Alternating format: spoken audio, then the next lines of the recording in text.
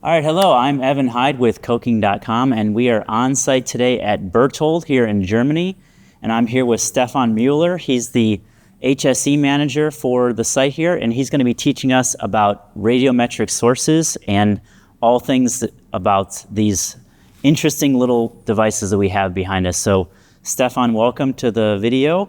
Tell us a little bit about yourself. Okay, thanks for having us. My name is Stefan Müller. I'm with Berthold for 13 years now, and I'm a safety engineer and working closely together with our production department to produce these various shields and, of course, our radioactive sources. Well, that's one of the unique things about Berthold is that you are the only manufacturer that produces its own sources in-house. So we're going to benefit from your wisdom and experience, and as you said, safety is so critical with these devices. So give us a little bit of rundown. What are these three pieces we have behind us?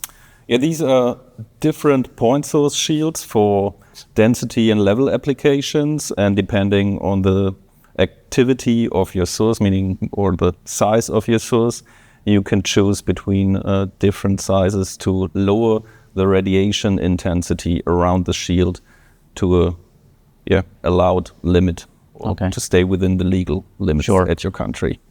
And obviously, as the vessels get bigger, you go with the bigger sources, bigger detectors, and you need bigger shields. Yeah, because of the inverse square law, you have to use larger sources, or if you have thicker vessel material, then you have to use higher activities and then choose a larger shield. Got it.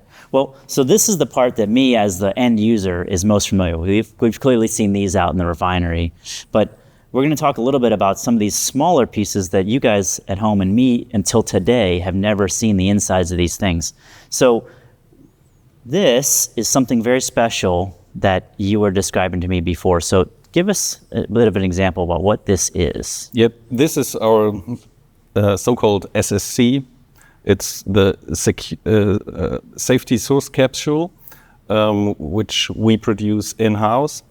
And within or inside this capsule is the radioactive material. May I? So this is like a little Russian nesting doll, and we'll get a close-up on this later. But inside of here, we have another smaller, little tiny capsule, and then inside that little tiny capsule is where the source goes. And all of that gets encapsulated in this, and this is a double encapsulation. This is actually a double encapsulated source, meaning you have the inner source capsule, which we produce in-house for the cobalt-60 sources.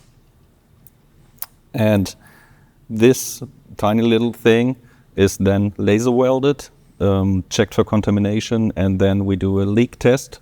So it's a sealed radioactive source, and then this little source goes into the SSC, is then also closed, laser welded on top again, also contamination tested, tested for leakage, and then shipped to the customer in one of these shields. So that bit goes on top of here. And what did you call this again? This is a source holder made out of tungsten. So this is the source holder, and this bit goes on the top there.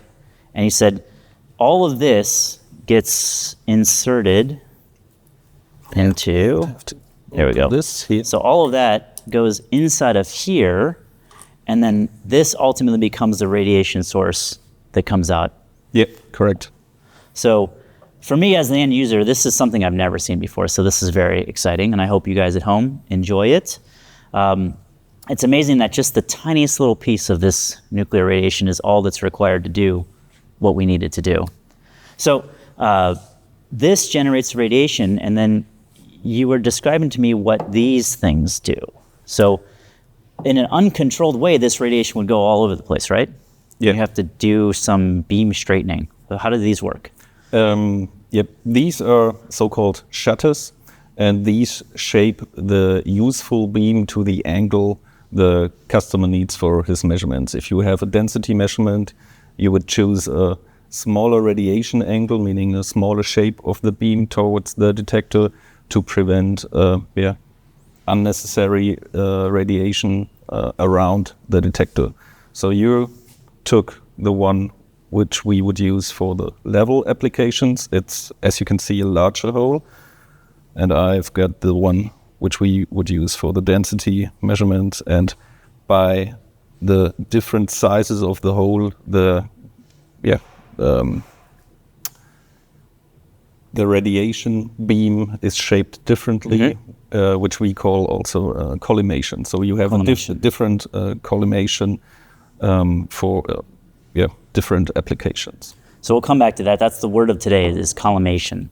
But so the way you described to me is that this source goes in here, and then this is the shutter that when you're spinning this bit, this is the part that we're all familiar with in the field.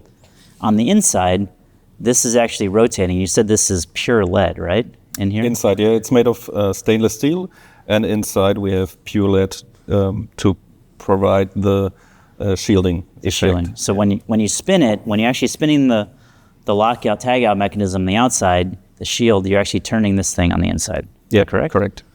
Well, so this is the collimation and the beam shaping for density and level instrumentation. But let's talk about this big guy over here. This is more what we're familiar with in the delayed coker land, because we have big coke drums, we need strong sources, and therefore we need very large shields. So what's going on with this one, Stefan? Yeah, this is a different kind of shield. It's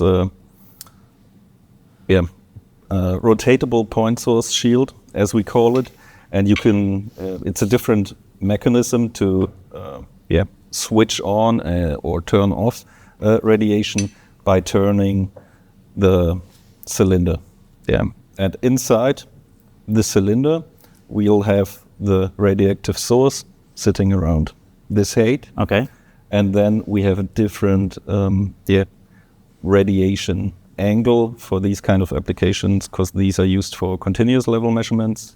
So how does the collimation work in the continuous level application for the delayed coker? Because we looked at those ones, and those have kind of a round aperture. Yeah. How does this one look on the inside? Yeah. Here, or inside here, we have a slit now facing towards this lead-filled side support, and the angle or the shape of the slit then forms the radiation beam. So instead of having just a round hole we saw before, it's a very narrow slit, so that fan of radiation goes directly across and hits the detector, right? Yeah. Okay. Correct. Perfect.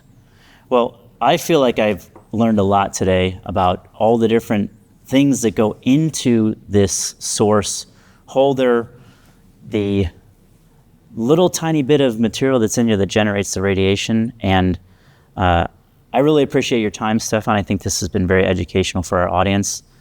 So any last comments that you want to bring up about this topic? Not at the moment, but surely later. Surely after we stop, it'll come to your mind. Other videos. Yeah. Okay. Well, perfect. So thank you, Stefan. It's been a pleasure. Thank you for teaching us about this. And next time you're out in the field looking at your coke drum level instrumentation, you'll know a little bit more about what's actually happening on the inside. So thanks for watching.